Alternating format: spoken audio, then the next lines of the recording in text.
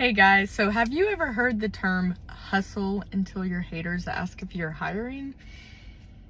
I used to live by that motto, and it is pretty much what set me up for failure, wanting to be successful just because I wanted other people to see that I wasn't a failure after all.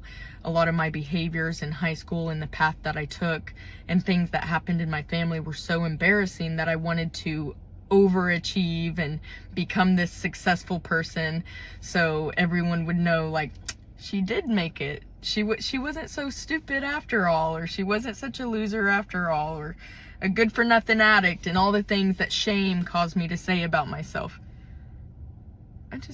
What is that? Wow. Anyways, I just left a class. I teach a class once a week, or present, I should say, to people who just got out of prison. And what I explain to them is, if you're operating out of the lens of how other people view you, it's just not going to be able to sustain you. It may work until it doesn't, because it's going to work for a while, but then it's going to work until it doesn't. And that's what happened for me. So if you can't fathom going on vacation without posting about it, or everything, and this is something that I had to take a hard look at. This is something that I had to look at my own life and look back and think, okay, MySpace came out when I was still in high school. So at a young age, while in high school, I was already starting to live in a way that was through the lens of how other people viewed me. And fast forward to 20 years later, I have been catching myself doing that for 20 years. And as I've been on this journey to, well, first of all, 6 years sober. So the prerequisite was getting sober. But along that journey, I've had to really rediscover who I am. Like, who is Cheri?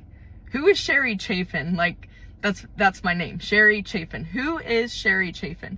Not who was Cheri Garcia trying to be for everyone else, for the approval of others.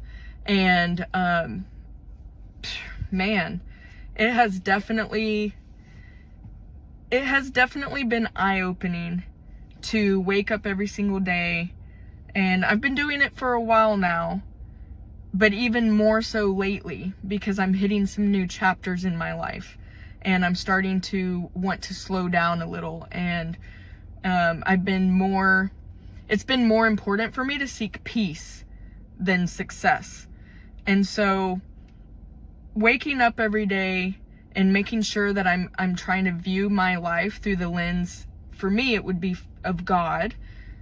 That may not be for you. Everyone has different beliefs. But for me, I have to wake up every day and try to see my life from the lens that God is looking at me, and what I'm seeing from my own eyes and what my heart wants, instead of the lens of what other people see. And if I'm not doing that, then I could catch myself performing almost like a zoo animal just for an applause. And it is my experience that if you don't know what makes you happy, and that used to be really hard for me to answer, because the only thing that made me happy was success. And happiness is fleeting. Happiness is a feeling. Joy is on the inside of you. And so for me, it's my experience that when I was constantly seeking success and happiness through success, when somebody would ask me, what do you like to do? What makes you happy? What do you want 5 years from now? It was really hard for me to answer that, because I didn't know. And I'd find myself answering it through the lens of what others wanted me to be, or what others expected me to be, or even worse, what others always saw me to be, the old me, and the people who were, and still are sometimes, feel uncomfortable with the new me and who I've become. And there are people, and that's what I talk to my group of girls and guys who just get out of prison about a lot too. There's times that people are so used to seeing you where you've been that it's hard for them to adjust to who you are, and especially who you're becoming. And so I hope you guys got something out of that today. I'm trying to get more consistent with my videos. So sorry this was 5 minutes. Bye.